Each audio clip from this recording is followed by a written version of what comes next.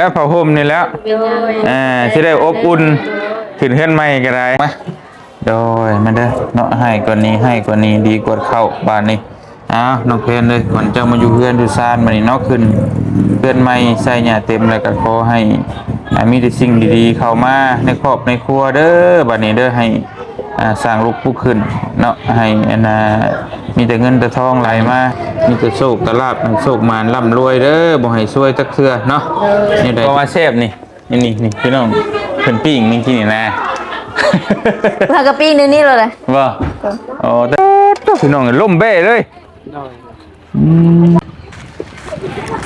โอ้นี่ของแซ่บนี่มานั่งเผากันอยู่นี่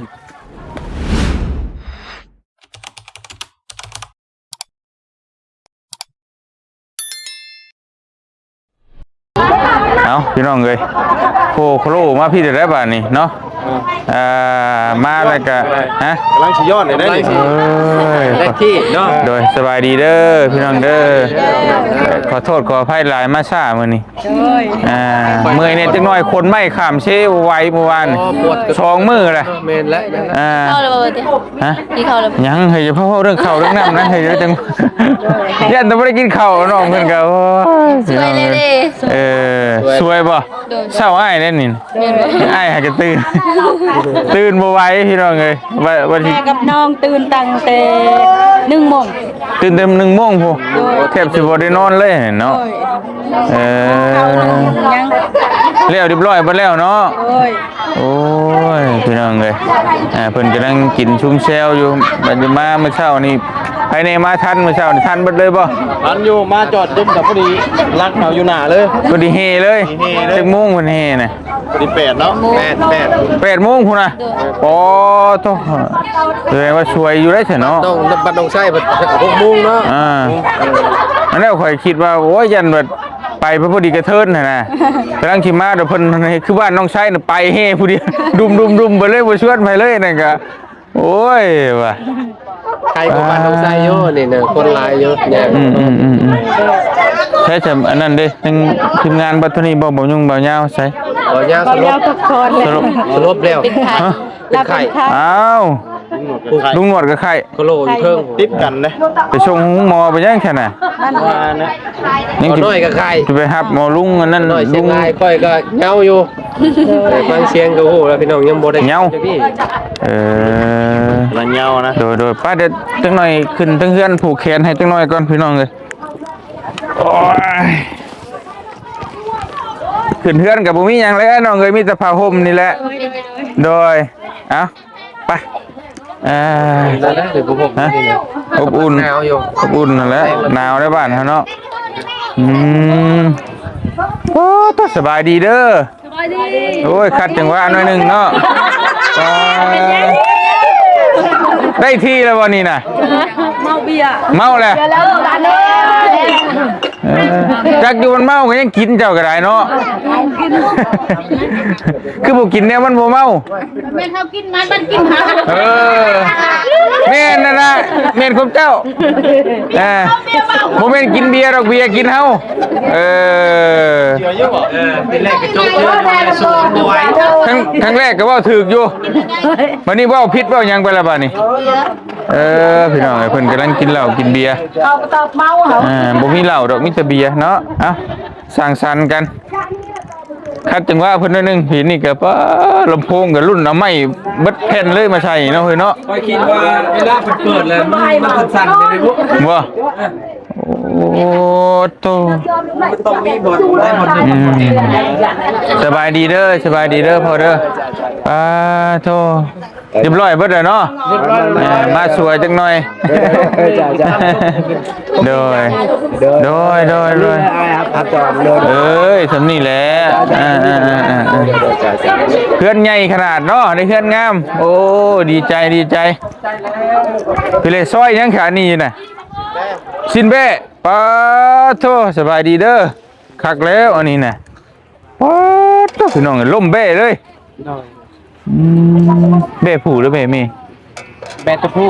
ทำมันไปใช่เลยทำก็ได้เขากำลังปิ้งโดยกินน้ำเด้อหำมันเด้อของแซ่บได้น่ะเบ้เนี่ยวัดอยู่นี่ได้คมแซ่บมันน่ะ อืมโอ้นี่ของเชฟนี่มานั่งเผากันอยู่นี่เชฟบ่เชฟได้หำเบ้เนาะ เบ้ระเบิดอยู่นี่แล้วของเชฟมันน่ะพี่น้องคักไปไปเนาะเด็กไปเบิ่งปิ้งเบ้เพิ่นกำลังปิ้งเบ้อยู่โดยอยู่ดีมีแห้งขึ้นเทือนใหม่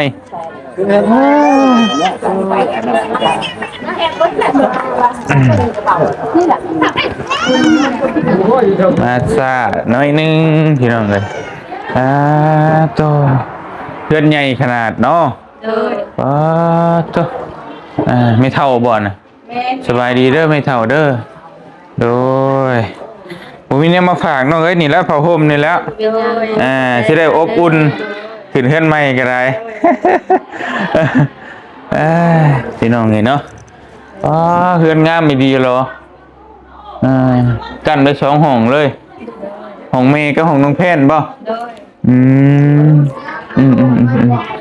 พี่น้องเลยเรียบร้อยแล้วบ้านเพื่อนตัวเก่าไผสิอยู่บ้านค่ะอยากบอกให้นะฮะอยากมอบให้ยาคืนโอ้เบาๆคุณยามอบแล้วเรามอบให้คนคืนนี่ไม่นั่นแหละแบบนี้อันว่ามอบแล้วปัญญาว่าอยากดูคืนก็ให้อยู่แบบนี้มีเพื่อนไปแล้วเด้แต่ว่าอันนี้เป็นยาบ่หรือว่าไม่เท่าอันนี้ไม่เท่าเนาะแต่ว่าส่วนนั้นน่ะมูลของทั้งพ่อทั้งผัวหรือทั้งพ่อน้องแพทย์นี้เนาะและบัดนี้แหละสิมอบขึ้นให้เพิ่นสมมุติว่าเพิ่นบ่เอาด้วยจังได๋ก็ป้ายไว้หั่นเนาะแบบนี้แต่ว่าดินนั้นนี่เป็นส่วนของเจ้าบ่เพิ่นแบ่งให้เจ้าแล้วบ่แม่นแบ่งแล้วเพราะว่าคายเฮ็ดหยังบ่ได้แต่ว่าอยู่ได้เป็นที่ดินเป็นหยังอันนั้นแต่มันก็จะบ่ฮอดถึงขั้นขายแล้วว่าเนาะเฮาก็จะอยู่ขนาดคนบ่มีก็ยังหาชื่อนะพี่น้องเอ้ยก็มีที่ดินอยู่ก็ถือว่าบุญแล้วสำหรับแม่ที่เอาไปขายเฮ็ดหยังแม่นคนบ่มีก็ยังหาซื้อยากได้ตอนนี้มันแพงที่ดินแพงพี่น้องเนาะโอ้เรียบร้อยเบิดแล้วเนาะพี่น้องเฮือนกำลังใหญ่คนมาหลายบ่มื้อเช้านี่หลายบ้านนี่เบิดบ้านเลยเพราะว่าขายอยู่สู้ก็บอกหมดบ่โดยทางคุณมาเบิดบ่ทางน้องวิบ่เอ็ดบ่อัดก็มาบ่เอ็ดก็มาเป็นน้องเพิ่นน้องชัยก็มาเนาะแต่ว่าเมื่อแล้วบ่เป็นเมื่อแล้วให้พาเรามาพอพามากับพอขึ้นเราว่าบ่เป็นขับรถว่าบ่เตียงก็ตื่นมาช่วยแน่พี่น้องเนาะพอดีเอาไม้ข้ามเซ่ให้บ่ว่างอะไร2 มื้อติดต่อกันเมื่อยเกือบลุกบ่ได้ก็จะเป็นไข้เป็นหยังครับมีแต่คนเป็นไข้พี่น้องบ่ยาวบ้านน้องกะลาบ่นอกก็หลายคนเลยบ่ยาวก็นอกเลยแล้วพักผ่อนหน่อยนี่ก็ได้มีแต่ไปก็ไปบ่ได้พักมันบ่ไหวเนาะร่างกายบ่ไหวคือกันกับน้องแฟนว่าไปเฮ็ดเวียกคนบ้านต้นบ่ตอนนี้นะบ่ตอนนี้แล้วช่วงไปเฮ็ดนะบ่แม่ไปแต่ละมื้อเฮ็ดน้องแฟนบ่ได้อยู่ในคลิปเมื่อยเลยแม่ไปตลอดเมื่อยเพื่อสิได้พักได้เช้าถ้ามันแดดช่ำเนาะช่วงนั้นแดดช่ำพี่น้องเลยตอนนี้ใครนี้ยังมื้อนี้บัดชินหนาวๆนี่จังหน่อยจ้างสร้างเบิดเท่าไหร่นี่น้อง30 ล้านล้านกีบ30 ล้านกีบประมาณ50,000 บาทถืออยู่เพลงก็เจรนาเบิ่งน้ำกันเนาะแต่ว่าหลังใหญ่ที่สุดในหมู่บ้านนี่แหละเนาะบ่แม่นฮะบ่แม่นบ่ในสำหรับทีมงานมาเฮ็ดให้แม่แม่น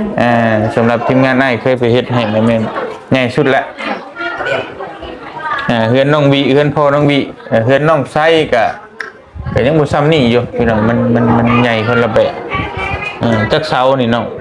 12 12ต้น เด้อ ไม้ก็มีแต่ไม้คักๆตั้งแต่อันน่ะสมัยพ่อหาไว้พุ่นเนาะ แม่ เดี๋ยวพอน้องมีแต่ไม่เก่นอยู่ได้โดนอยู่ทนพี่น้องเลยครับไม่ดีแบบนี้นะประมาณ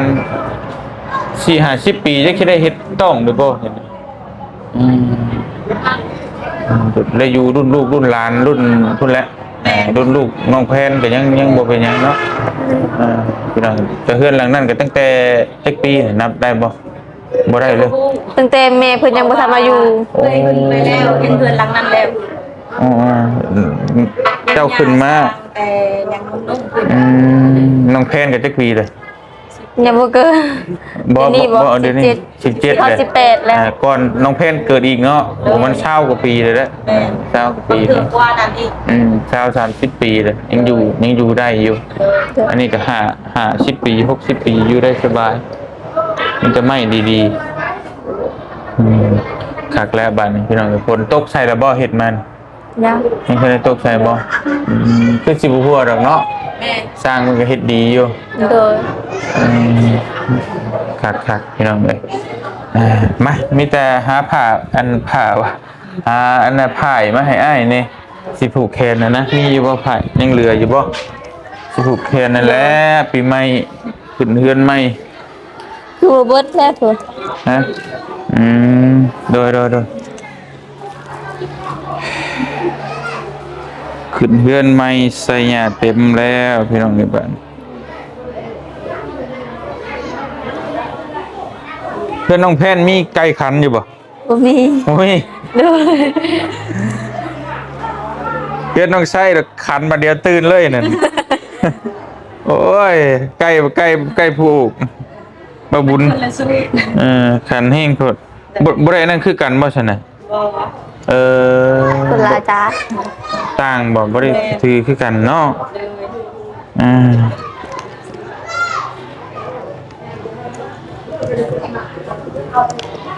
ส่วนหลายอยู่ทั้งเหนือนี่เพิ่นสินับถือหยังก็คิดบ่คิดเตียนบ่หรือเยซู แม่นเลย คิด อ๋อบ างทีก็คิดบางทีก็พี่ อืม ส่วนน้อยพูด ในน้องนี่ได้บ้านน้องนี่ได้ เพิ่นค่อยเป็นพี่ เอ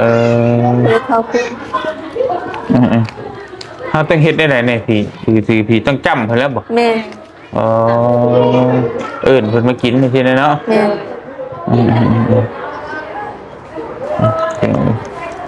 ส่วนหลายบ่มีดอกหยักปูหยังเนาะ บัดถ้าจะไปใช้บาทได้ซั่น ไปใส่ได้ เป็นบัดเวลาน้องไปใช้อยู่ไสอยู่ ตะโคง ฮะ ตะโคง ทาโคบ้านทาโค ตะโคง ตาโค้ง บ้านนาโพน่ะ ตาโค้ง บ้านตะโคงใกล้ ทาโคมันมีวัดบ่ แม่ เออ หรือว่าบ้านเมืองจันทร์ก็ได้บ้านเซโปนเก่าก็ได้ อ่ะพี่น้องนี่เนาะ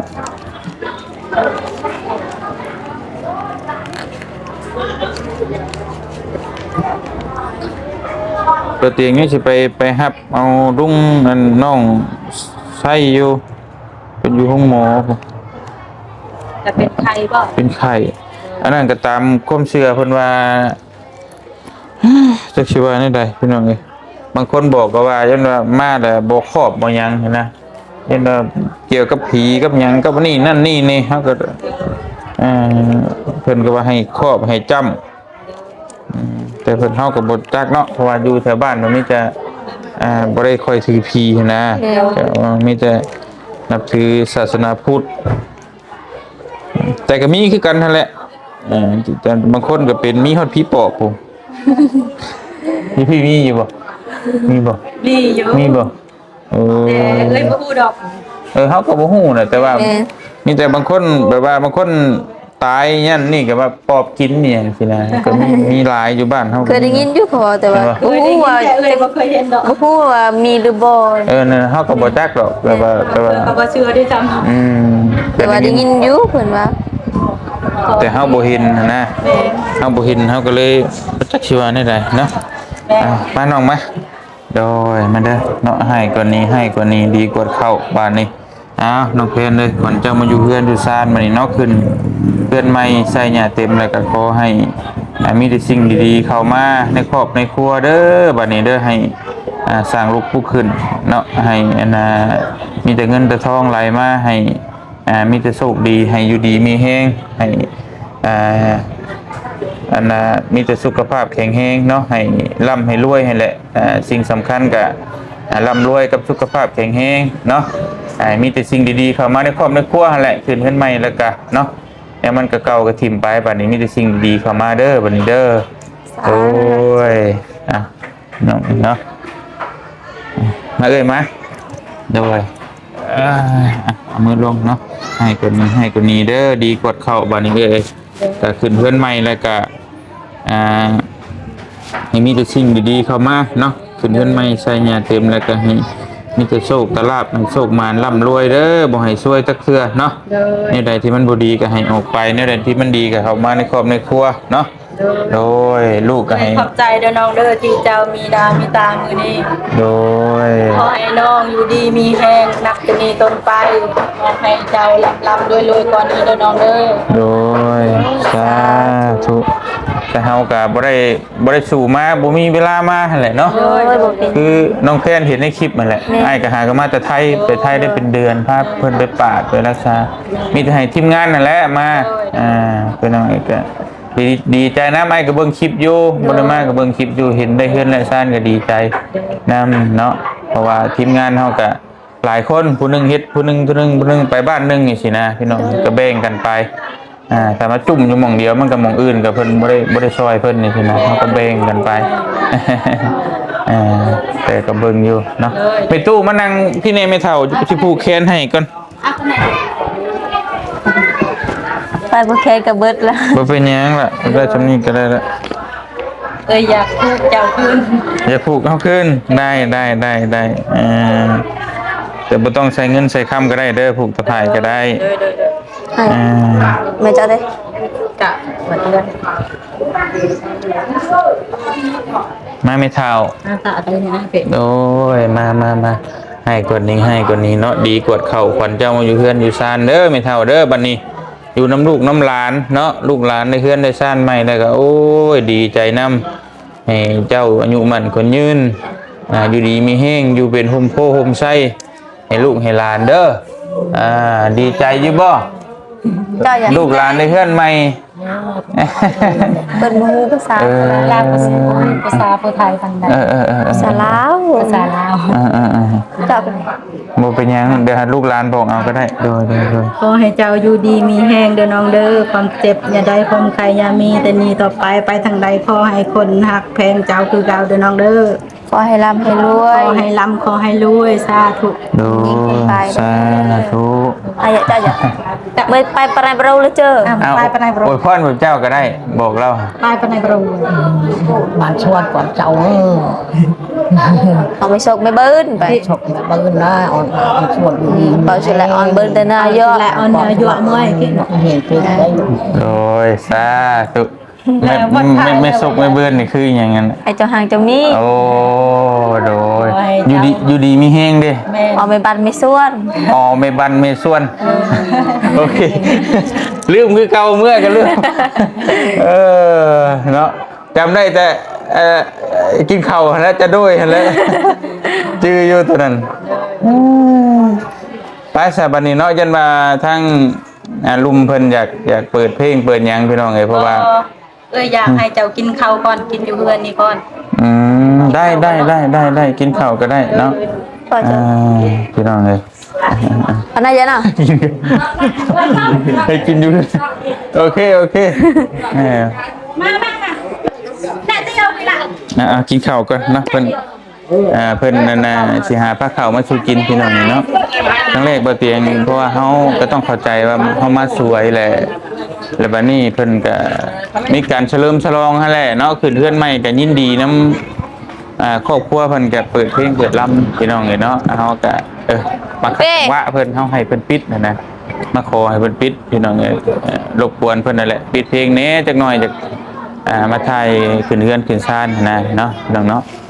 เอามาซ่ามื้อนี้บ่เตียงมาซ่าเมื่อยพี่น้องเอ้ย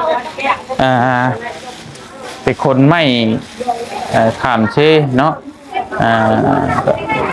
บ่ได้ว่าเบรกเพราะลึกพลือหรอกแต่ว่ามันบ่ได้ขึ้น กดยางของปีนสุดาตา ย่างทางไปไกลหรือขึ้นภูขึ้นอย่างเงี้ยย่างโดนๆน้ำเมื่อยปวดกระตุกเนาะตื่นก็บ่ทันตื่น9 โมงบ่เนาะครั้งแรกว่าเชิญเพิ่นสิให้แต่เช้าคือบ้านน้องไส้บ่เตียงคิดว่า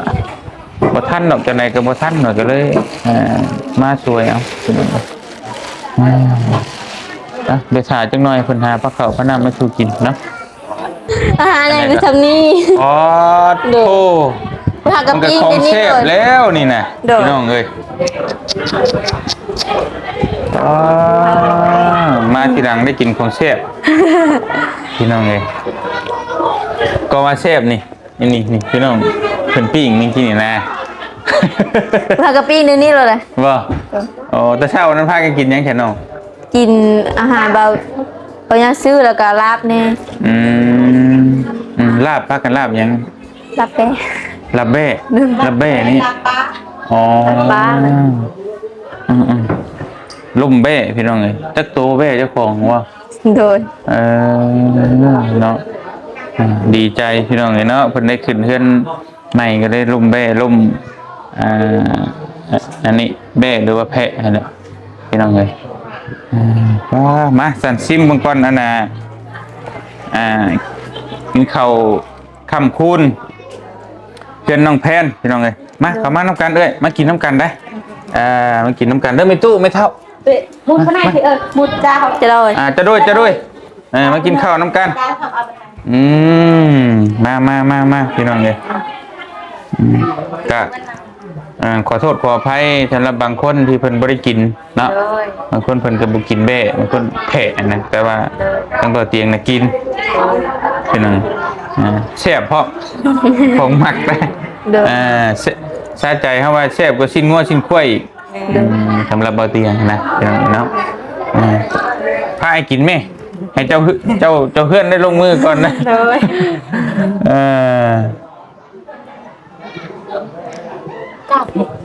มาไม่เท่าจ้าเวทเอาไว้สั่ง จะด้วย ลาบกินได้ บ่กินเบ้ฮะเด้ขนาดไม่เท่ายังบ่กินพี่น้องขออนุญาตเนาะอันนี้ยังไงอันนี้ก็คือกันบ่ อันนี้ชิ้นอันนี้คารัมแบ้อันนี้ แต่ว่าเพิ่นเอามาให้เฮาเบิดไปจากโอ้ยมีเว้าหยอกเพิ่นซื้อเมื่อกี้นี่พี่น้องเอามาให้เฮาเบิดเลยบ่เตียงบอกว่าอันน่ะมักคลังเบ้เด้อว่าซั่นมันแซ่บว่าซั่นได้เพิ่นว่าเอามาให้เฮาเบิดโอ้ยพี่น้องเอ้ยเนาะแซ่บ